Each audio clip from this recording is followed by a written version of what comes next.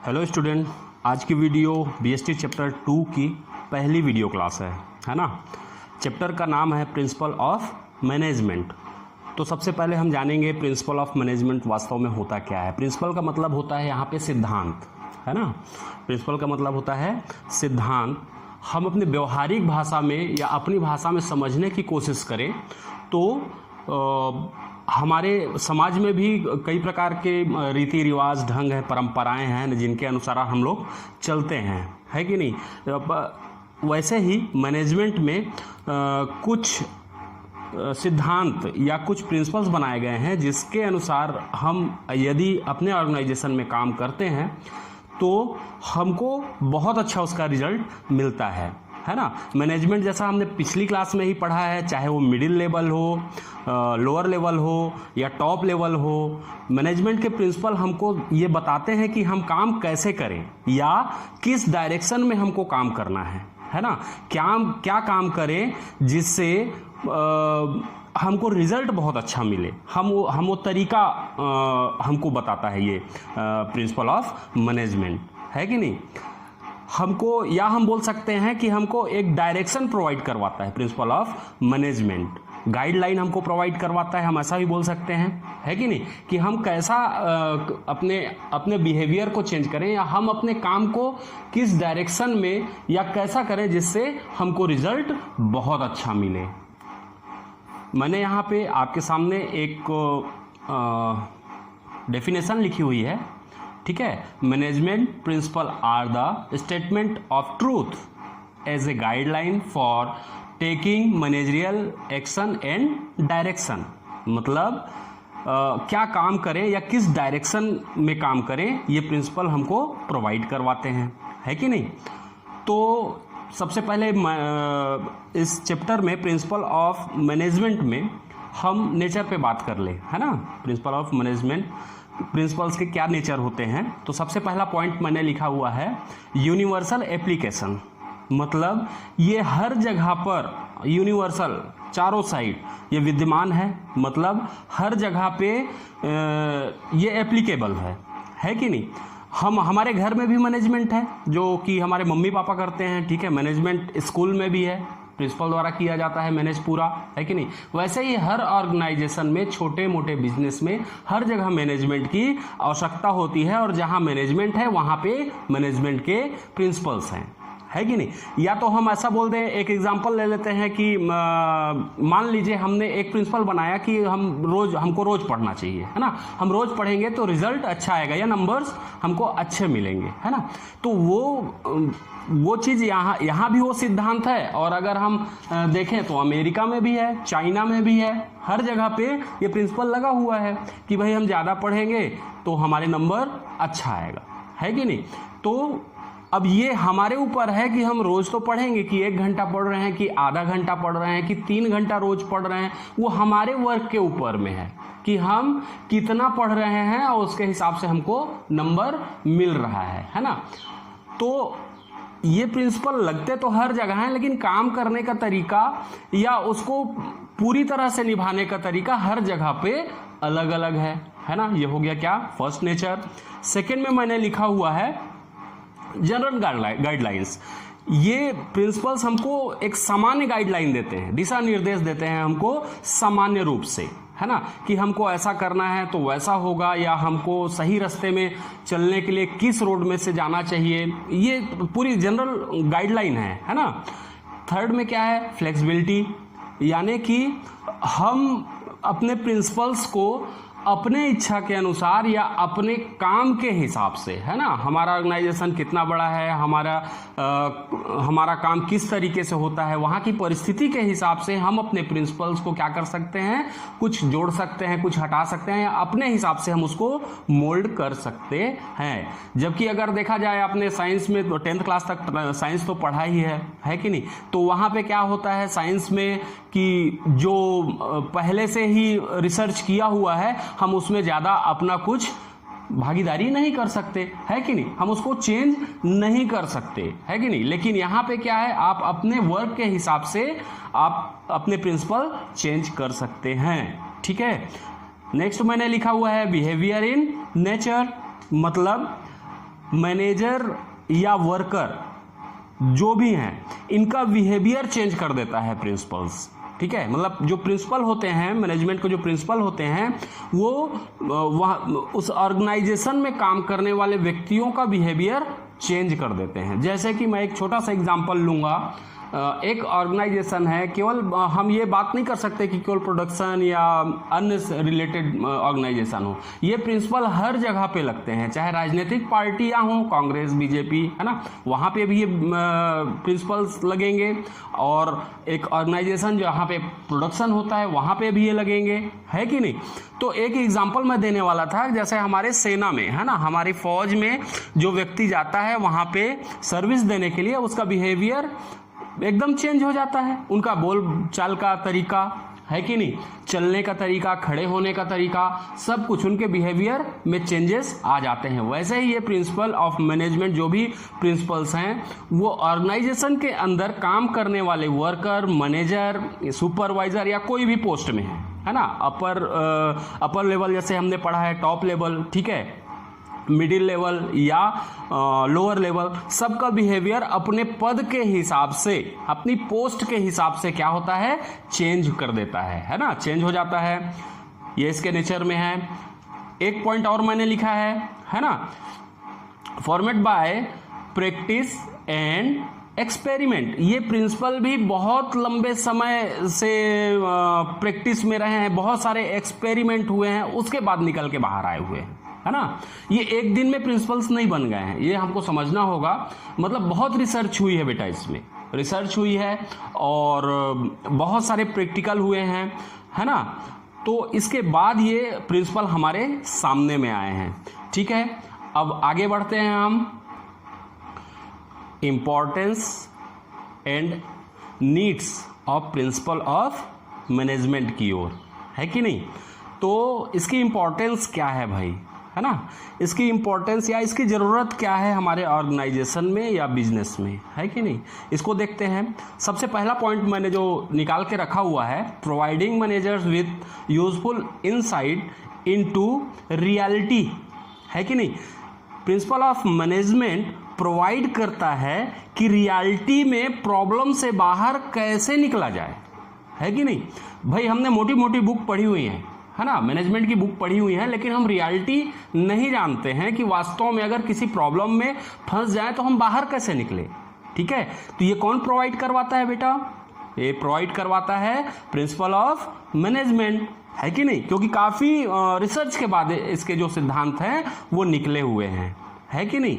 और हम क्या पॉइंट बोल सकते हैं, इंक्रीज इन इफिशियंसी, भाई कार्य क्षमता में क्या होगी, वृद्धि होगी, क्योंकि प्रिंसिपल ऑफ मैनेजमेंट में फेवल सर ने सबसे पहला प्रिंसिपल दिया हुआ है कि काम को आप क्या कर दो, बांट दो, है कि नहीं। क्या पहला जो उन्होंने कहा है कि आप क्या करो, अपने ऑर्गेनाइजेशन में काम को बांट दो। ठीक है, principle of division of work हम इसको बोलते हैं। फेवल सर ने जो 14 प्रिंसिपल्स निकाले हुए हैं, जिसकी चर्चा हम आगे अभी करेंगे, है ना, उसमें सबसे पहला उन्होंने जो नियम बनाया हुआ है या जो प्रिंसिपल निकाला हुआ है, उसमें उन्होंने कहा है कि principle of division of work, सबसे पहले आप क्या करो, अपने काम को, एक बड़ा सा काम है उसको बांट दो, है ना, जिसको हम क्या बोल सकते हैं, डिवीजन ऑफ वर्क कर रहे हैं, यानी स्पेशलाइजेशन कर रहे हैं, है ना, जिससे कार्य क्षमता में वृद्धि होगी।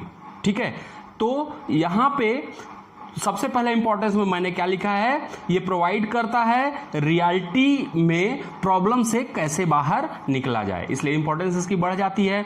सेकंड पॉइंट में मैंने लिखा है ऑप्टिमम यूटिलाइजेशन ऑफ रिसोर्सेज। ठीक है, इसके प्रिंसिपल इस टाइप से हैं जिसमें हम पूरे रिसोर्सेज को अच्छे से यूटिलाइजेशन कर सकते हैं, उनसे पूरा अच्छा काम करवा सकते हैं अगर हम पूरे प्रिंसिपल फॉलो करें अपने ऑर्गेनाइजेशन में, तो इसलिए भी इसकी इंपॉर्टेंस बढ़ जाती है। फिर उसके बाद साइंटिफिक डिसीजन, जैसे मैंने बार बार कहा है कि बहुत ज़्यादा एक्सपेरिमेंट हुए हैं, है ना, प्रैक्टिकल हुए हैं, प्रैक्टिस हुई है, बहुत दिनों तक ये प्रैक्टिस या रिसर्च होने के बाद ये प्रिंसिपल्स बाहर आए हैं, इसलिए जो भी डिसीजन आएगा वो क्या कहलाएगा, आपका साइंटिफिक डिसीजन रहेगा, है कि नहीं, इसलिए भी इन इम्पोर्टेंस बढ़ जाती है, नीड्स बढ़ जाती है इसकी। ठीक है, फोर्थ पॉइंट में मैंने लिखा है मैनेजमेंट ट्रेनिंग एजुकेशन और रिसर्च, है कि नहीं। प्रिंसिपल ऑफ मैनेजमेंट हमेशा इस बात पर जोर देता है कि हर लेवल में ट्रेनिंग होनी चाहिए, चाहे वो मैनेजर की ट्रेनिंग हो, चाहे वो सुपरवाइजर की ट्रेनिंग है, चाहे वो वर्कर की ट्रेनिंग हो, है ना। ट्रेनिंग मस्ट है, ठीक है। ये प्रिंसिपल हमारा बोलता है हर जगह सबका डेवलपमेंट होना चाहिए, चाहे वो फर्म हो, वहां काम करने वाला एक छोटा सा कर्मचारी हो, लोअर लेवल का भी कर्मचारी हो, तो उसका भी क्या होना चाहिए, डेवलपमेंट होना चाहिए, है ना। रिसर्च को बढ़ावा देता है, प्रिंसिपल ऑफ मैनेजमेंट रिसर्च को बढ़ावा देता है, नई नई रिसर्च होनी चाहिए, नई नई खोज होनी चाहिए, ठीक है। इसलिए भी इंपॉर्टेंस इसकी बढ़ जाती है।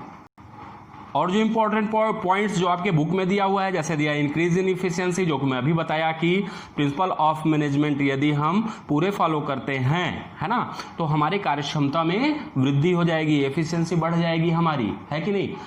वो कैसे बढ़ेगी, वो क्लियर होगा जब हम पूरे प्रिंसिपल्स को पढ़ लेंगे, है ना। अभी हम पढ़ने वाले हैं। तो उसका सेकेंड पॉइंट में दिया है हेल्पफुल इन ट्रेनिंग। ट्रेनिंग के लिए क्या है, हेल्पफुल होता है। और ये प्रिंसिपल बोलते भी है कि हमको हर लेवल में ट्रेनिंग करवाई जाए। अब हेल्पफुल कैसे होता है भाई, क्योंकि प्रिंसिपल हमारे क्या है, क्रमबद्ध तरीके से हैं और पहले से सुनिश्चित हैं, ठीक है। तो ट्रेनिंग भी स्टेप बाय स्टेप वैसे ही होगी अगर हम फॉलो कर रहे हैं प्रिंसिपल्स, तो है कि नहीं। इसलिए हेल्पफुल रहता है किसके लिए, ट्रेनिंग के लिए, है ना। यहां पे थर्ड पॉइंट में दिया हुआ है आपके बुक में, ठीक है, डिटेल नॉलेज ऑफ मैनेजमेंट, ठीक है। मैनेजमेंट प्रिंसिपल हमको या मैनेजर को, जो भी मैनेज करने वाला व्यक्ति है, उसको डिटेल नॉलेज देता है ना, कि प्रबंध क्या है, इसकी पूरी जानकारी कौन देगा, मैनेजमेंट क्या है और प्रॉब्लम से कैसे बाहर निकली जाए। कोई प्रॉब्लम अगर आ जा रहा है हमारे ऑर्गेनाइजेशन में, तो इसकी पूरी जानकारी कौन देगा भाई, प्रिंसिपल ऑफ मैनेजमेंट, है कि नहीं। जो भी प्रिंसिपल्स बने हैं वहां से हमको पूरी जानकारी मिल जाती है, ठीक है। यूजफुल फॉर रिसर्च, रिसर्च के लिए बहुत यूजफुल है, क्योंकि हमारा रिसर्च तो लगातार चल ही रहा है मैनेजमेंट सेक्टर में, है ना। हेनरी फेयोल ने काफ़ी रिसर्च किया हुआ है, टेलर सर ने बहुत सारे रिसर्च किए हुए हैं, और आज के समय भी रिसर्च हो रहे हैं। तो हम क्या करते हैं, पहले के रिसर्च को उठा के देखते हैं, ठीक है। पहले में जो रिसर्च हुआ है उसके अनुसार हम उसको आगे बढ़ाते हैं, है ना। तो प्रिंसिपल ऑफ मैनेजमेंट रिसर्च में भी क्या है, यूजफुल है, ठीक है। तो बेटा ये तो हो गए हमारे इम्पोर्टेंस, है ना, और नेचर। अब हम आगे बढ़ते हैं इस चैप्टर में। उसमें जो 14 प्रिंसिपल हैं, है ना, हेनरी फेयोल, इसके बारे में हम देखते हैं। उन्होंने 14 प्रिंसिपल बनाए हुए हैं मैनेजमेंट के, ठीक है। तो सबसे पहले हम जाने उनका इंट्रोडक्शन देख लेते हैं, हेनरी फेयोल के बारे में क्या लिखा हुआ है यहाँ पास, क्योंकि ये कभी कभी आ जाता है ना। तो ये केवल आप सुनिए केवल, है ना, और उसको ध्यान रखिए, बुक में दिया हुआ है, आप उसको देख लेंगे थोड़ा सा, क्योंकि कभी कभी क्वेश्चन में ये आ जाता है कि नहीं। तो मैं इसको थोड़ा ट्रांसलेट करके बता रहा हूँ आपको। हेनरी फेयोल का जन्म कब हुआ है भाई, 1841 में, 1841 में हुआ, है ना, जो कि फ्रांस में हुआ है ना। उन्होंने जब अपनी लाइफ में शुरुआत में जब वर्क करना स्टार्ट किया, तो इंजीनियर के रूप में उन्होंने स्टार्ट किया, है ना। एक फॉर्म में वो क्या थे, इंजीनियर थे। 1860 में कोयला खान कंपनी में इंजीनियर थे वो, है कि नहीं। फिर वहां पे 1866 में वो क्या हो गए, मैनेजर हो गए, प्रबंधक हो गए, जिसको हम बोल सकते हैं। और उन्होंने लगातार 20 साल तक इंजीनियर में के पोस्ट में बने रहते हुए, 20 साल तक, है ना, 87 तक वो लगातार इंजीनियर के रूप में काम करते रहे, है कि नहीं। फिर उसके बाद क्या हुआ, 87 के लगभग आसपास लगातार कंपनी को क्या होने लग गया, घाटा होने लग गया, है ना, यानी लॉस की स्थिति में आ गया कंपनी, पूरी फर्म लॉस की स्थिति में आ गई। ऐसी स्थिति में उनको क्या कर दिया गया, जनरल मैनेजर की पोस्ट उनको दे दी गई। और लगातार उन्होंने क्या किया, फिर उसके बाद 30 साल तक बहुत सारी रिसर्च की, अपने प्रिंसिपल्स बनाए, है कि नहीं। और इसी समय उन्होंने 14 प्रिंसिपल्स को लिखा, है ना, जो आज के समय में फेयोल के या मैनेजमेंट के 14 प्रिंसिपल के नाम से जाना जाता है, ठीक है। ये 14 प्रिंसिपल हमारे मैनेजमेंट या ऑर्गेनाइजेशन को कैसे आगे बढ़ाया जाए, है ना, इसके लिए उन्होंने कुछ सिद्धांत बनाए हुए हैं, कुछ बुक्स भी उन्होंने लिखी है ना। जनरल एंड इंडस्ट्रियल मैनेजमेंट करके एक बुक है 1916 में उन्होंने लिखी है कि नहीं, और उसके बाद फिर उसका इंग्लिश वर्जन भी आया हुआ है, और उनकी जो डेथ हुई है 1925 को उनकी डेथ हो गई, है ना।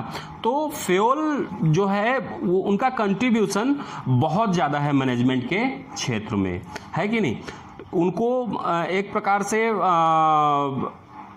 फादर भी कहा जाता है किसका, प्रिंसिपल ऑफ मैनेजमेंट का, है कि नहीं। तो फिर अब देखते हैं उन्होंने कौन कौन से भाई प्रिंसिपल्स बनाए हुए हैं। जैसे यहाँ पे फर्स्ट पॉइंट में जो मैंने लिखा हुआ है, पहला पॉइंट है आपका, यानी पहला प्रिंसिपल है principle of division of work, जिसकी चर्चा मैंने अभी की थी। मतलब काम को क्या करो, आप बांट दो, है कि नहीं। मैं अभी एक चीज आपको ध्यान रखना पड़ेगा, मैं अभी केवल प्रिंसिपल क्या है, ठीक है, इसको एक्सप्लेन कर रहा हूं, ये चीज ध्यान रखना, ठीक है।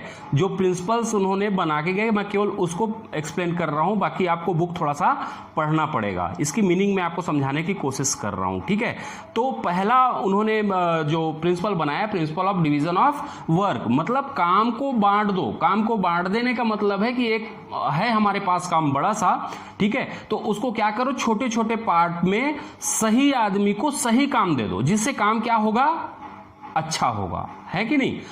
मतलब व्यक्ति के एबिलिटी के हिसाब से, एबिलिटी मतलब क्या होता है, एबिलिटी मतलब उसकी कार्यक्षमता के अनुसार, है कि नहीं, जितना वो काम कर सके और अच्छे से कर सके, ठीक है, उसको आप क्या कर दो, बांट दो, जिससे काम अच्छा होगा। अच्छा, अगर मान लो एक छोटा सा एग्जांपल देता हूं इसको समझाने के लिए कि मैं कॉमर्स का टीचर हूं, है कि नहीं, मैं कॉमर्स का टीचर हूं और मेरे को क्या काम दिया गया, फिजिक्स पढ़ाने के लिए, तो यहां पे गड़बड़ हो गई ना, मैं नहीं कर पाऊंगा, यानी रिजल्ट को मैं पूरा खराब कर दूंगा, खुद भी परेशान रहूंगा और स्कूल का भी नाम खराब होगा, है कि नहीं। वैसे एक फिजिक्स के टीचर को आप बोल दो कि जाओ बेटा अकाउंट पढ़ाओ, तो कहां पढ़ा पाएगा वो, है कि नहीं। तो मतलब क्या हो रहा है यहां पे कि आप काम को तो बांटो, लेकिन सही व्यक्ति को सही काम दो, ठीक है।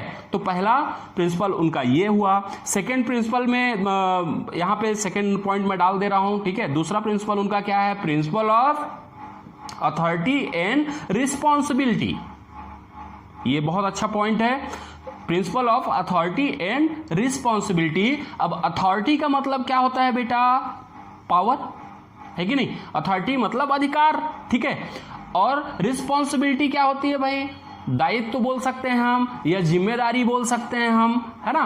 तो उन्होंने इस प्रिंसिपल में उन्होंने बताया, इस सिद्धांत में उन्होंने बताया कि अथॉरिटी और रिस्पॉन्सिबिलिटी दोनों मैनेज होनी चाहिए, जैसे एक समान होनी चाहिए, ठीक है। आपने किसी को रिस्पॉन्सिबिलिटी दे दी और उसको अथॉरिटी नहीं दी, तो काम बहुत अच्छा नहीं कर पाएगा वो।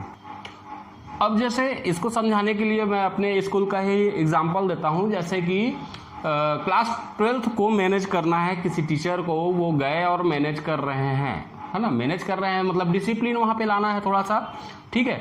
तो अब हमको रिस्पॉन्सिबिलिटी तो दे दी गई उस टीचर को कि आपको इसको मैनेज करना है, ठीक करना है, क्लास थोड़ा सा बदमाश हो गई है, जैसा भी है ना।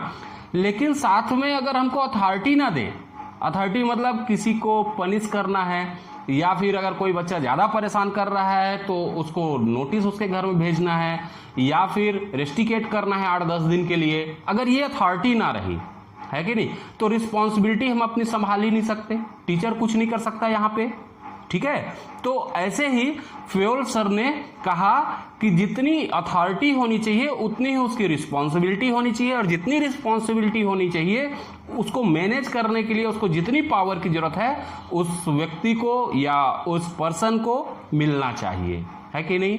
तो ये पॉइंट जहां तक आपको समझ में आ गया होगा। थर्ड पॉइंट मैंने लिखा हुआ है प्रिंसिपल और ऑफ डिसिप्लिन, है कि नहीं। तो हर ऑर्गेनाइजेशन में ये मस्ट है कि डिसिप्लिन हो, है कि नहीं। जैसे कि वर्कर का जो टाइम है आने का, है ना, वो फिक्स हो, जैसे 10 बजे से हमारा काम स्टार्ट हो रहा है तो 10 बजे से पहले ही वो क्या करे, इंटर कर ले, है कि नहीं। और फिर जो छुट्टी का टाइम है वो भी एकदम डिसिप्लिन हो, फिर उसके बाद वर्कर जो काम कर रहे हैं उसमें भी डिसिप्लिन हो, वर्क में डिसिप्लिन हो, है ना। ये सब हमको मैनेज करना पड़ेगा। डिसिप्लिन मेंटेन करने के लिए बहुत सारे नियम बनाए जा सकते हैं, है कि नहीं, चाहे वो पॉजिटिव हो या निगेटिव हो, दोनों को मतलब हम मोटिवेट करें काम करने के लिए, क्या करें, मोटिवेट करें डिसिप्लिन में रह के, या फिर उनको कुछ ऐसा भय हो कि भाई हम डिसिप्लिन मेंटेन नहीं करेंगे तो हमारे साथ प्रॉब्लम हो सकती है, ठीक है। तो डिसिप्लिन मेंटेन करना मस्ट है फेयोल सर के अनुसार, है कि नहीं। अब फोर्थ पॉइंट मैंने लिखा हुआ है यहाँ पे, principle of unity of command, ठीक है। यूनिटी ऑफ कमांड, यूनिटी मतलब एक, है ना, एकता या बोल सकते हैं हम यहाँ पे एक। कमांड मतलब क्या होता है, ऑर्डर, मतलब हमको ऑर्डर देने वाला व्यक्ति केवल एक ही हो। अब आप जरा सोचिए कि अगर मान लो आपको ऑर्डर एक ही टाइम पे ऑर्डर देने वाले 3 या 4 लोग हैं तो आप काम को प्रॉपर नहीं कर पाओगे, यानी हमारा एक ही बॉस होना चाहिए। दूसरी भाषा में हम देखें तो हमारा एक ही बॉस होना चाहिए और ऑर्डर एक व्यक्ति से ही मिलना चाहिए, है कि नहीं। जैसे मान लीजिए एक कोई व्यक्ति है, एक टाइम में कुछ काम कर रहा है तो उसके 3 बॉस हैं मान लो, तो एक बोला कि नहीं भाई आप बैंक जाओ, दूसरा बॉस बोल रहा है कि नहीं भाई आप बैंक मत जाओ, सबसे पहले बिलासपुर चले जाओ, इंश्योरेंस का काम करके आ जाओ। तीसरा बॉस बोल रहा है नहीं मेरा ये फाइल है अभी इसको कंप्लीट करके दो, तो इसमें क्या होगा, प्रॉब्लम होगी, है ना। तो इस प्रिंसिपल के अनुसार क्या होना चाहिए, यूनिटी ऑफ कमांड। ओके, जहां तक आपको समझ में आ गया होगा। थोड़ा फास्ट चल रहा हूं क्योंकि वीडियो बहुत लंबा हो जाएगा बेटा ये, ठीक है। ये 5th पॉइंट आप समझने की कोशिश करते हैं हम। Unity of command, direction, command नहीं बोल सकते हम इसको, डायरेक्शन बोल सकते हैं, है ना। डायरेक्शन मतलब एक ही डायरेक्शन में काम हो, है कि नहीं।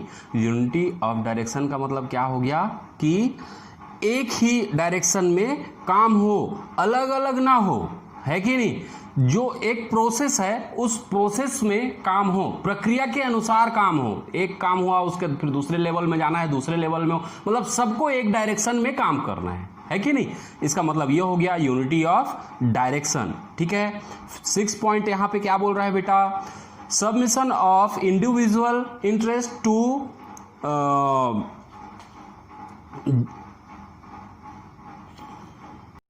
जनरल इंटरेस्ट, है कि नहीं। Subordination of individual interest to general interest, है ना। यानी इसका मतलब यहाँ पे ये हो रहा है कि सबका डेवलपमेंट हो, है ना। चाहे वो एक कर्मचारी हो, वहाँ काम करने वाला बंदा हो, किसी भी लेवल का हो, है कि नहीं, टॉप लेवल हो, मिडिल लेवल हो या लोअर लेवल का हो, और या फर्म, है ना, दोनों एक दूसरे के इंटरेस्ट को देख के काम करें, है कि नहीं।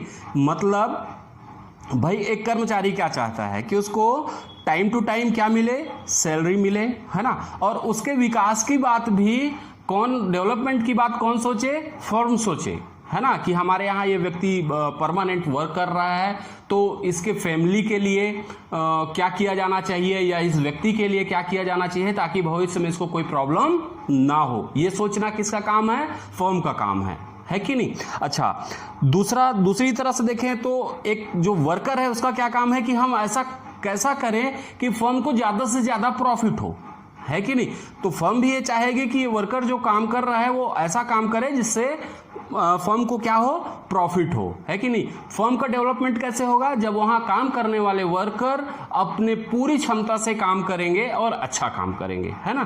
तो सबका डेवलपमेंट हो, है ना, सबका डेवलपमेंट, चाहे वो फर्म हो या वहां काम करने वाला व्यक्ति हो, ऐसा होना चाहिए। Principle number 6। प्रिंसिपल नंबर 7 में हम आ जाते हैं जिसमें मैंने लिखा है प्रिंसिपल ऑफ रिम्यूनरेशन, ठीक है।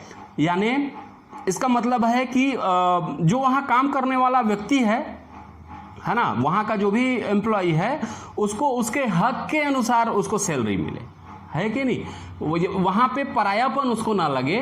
मतलब उसी एक ही डिवीजन में एक ही पोस्ट में काम करने वाले मान लो 4 व्यक्ति हैं, ठीक है, चारों की क्वालिफिकेशन एक है, एक जैसा ही काम कर रहे हैं, वहां पे किसी को कम सैलरी, किसी को ज्यादा सैलरी, ये नहीं होना चाहिए, है कि नहीं। अगर ये होता है तो मनोबल टूटता है भाई, व्यक्ति का मनोबल टूटेगा तो अच्छे से काम नहीं करेगा, जो कि फर्म के लिए क्या है, नुकसानदायक है। ठीक है, तो 7th प्रिंसिपल आप समझ गए होंगे, प्रिंसिपल ऑफ न्यूमेरिनेशन। ठीक है, अब आ जाते हैं हम प्रिंसिपल नंबर 8 में। ठीक है, प्रिंसिपल नंबर 8 में हेनरी फेयल सर ने क्या कहा है, principle of centralisation and decentralisation. ठीक है, सेंट्रलाइजेशन और डिसेंट्रलाइजेशन, जिसको हम हिंदी में बोलेंगे, सेंट्रलाइजेशन मतलब होता है केंद्रीकरण और डिसेंट्रलाइजेशन का मतलब होता है विकेंद्रीकरण। मतलब हम सबसे पहले समझते हैं सेंट्रलाइजेशन। सेंट्रलाइजेशन मतलब पावर का एक जगह होना। ठीक है, जो भी अथॉरिटी है वो किसी एक व्यक्ति के पास रहे, तो उसको हम क्या बोलेंगे, सेंट्रलाइजेशन। ठीक है, मान लो वर्क हो रहा है, बहुत सारे डिपार्ट बने हुए हैं, लेकिन जो बॉस बैठे हुए हैं ऊपर, वो पूरी की पूरी पावर अपने पास रख रहे हैं, मतलब डिसीजन वो ही ले सकते हैं, चाहे वो डिसीजन छोटा हो या बड़ा हो, तो इसको हम क्या बोलेंगे, सेंट्रलाइजेशन। डिसेंट्रलाइजेशन क्या है, जहां पे वर्क के हिसाब से सबको अथॉरिटी दी गई है, सबको पावर दिया गया है, सबके पास अपना अपना पावर है, उसको हम क्या बोलेंगे, डिसेंट्रलाइजेशन। फेयल सर ने कहा है कि दोनों चीजें फर्म के लिए नुकसानदायक हैं। अगर किसी एक व्यक्ति के पास केवल पावर रहेगा तो वो भी नुकसानदायक है, और अगर पावर को बांट दिया जाए एकदम से, ठीक है, डिसेंट्रलाइजेशन कर दिया जाए, ठीक है, तो ये भी नुकसानदायक है कि नहीं। तो हेनरी फेयल सर ने कहा है कि दोनों में बैलेंस होना चाहिए, है ना। जो टॉप क्लास के डिसीजन हैं वो टॉप लेवल को लेना चाहिए, है कि नहीं। जैसे फाइनेंस से रिलेटेड हो गया या कोई बड़ी डील हो गई, है ना, इसमें डिसीजन कहां पे लेना चाहिए, टॉप लेवल में लेना चाहिए। ठीक है, और कुछ पावर हमको कहां पे दे के रखना चाहिए, ब्रांच हेड में या डिपार्टमेंट हेड में भी हम अपनी पावर को वहां पे रख सकते हैं, वो लोग छोटे मोटे निर्णय कर सके, कोई डिसीजन ले सके, है कि नहीं। तो उसको भी पावर को बांट, मतलब मैनेज करके चलना है। ठीक है, पूरी तरह से सेंट्रलाइजेशन भी एक फर्म में नहीं होनी चाहिए पावर, और डिसेंट्रलाइजेशन भी नहीं होनी चाहिए। ठीक है बेटा, शायद आपको क्लियर हुआ होगा सेंट्रलाइजेशन और डिसेंट्रलाइजेशन। ठीक है, ये 9th प्रिंसिपल है हमारा। ठीक है, 9th प्रिंसिपल में क्या बोला जा रहा है भाई, प्रिंसिपल ऑफ स्केलर चेंज। ठीक है, स्केलर चेंज मतलब क्या होता है, अब इंफॉर्मेशन के उसमें आ जाते हैं। मान लो स्केलर चेंज का मतलब मैं आपको समझाने की कोशिश करता हूं, एक एग्जांपल ऐसा कुछ एक ड्राइंग कर लेता हूं। ठीक है, मान लो फॉर्म में ऐसा 2 पार्ट बना हुआ है, मतलब 2 डिवीजन है, 2 पार्ट में बटा हुआ है। ठीक है, यहाँ पे बंदे अलग अलग पोस्ट में बैठे हुए हैं। मान लो हम इसको मान लेते हैं, यहाँ पे सेल्स डिपार्ट कर लेते हैं।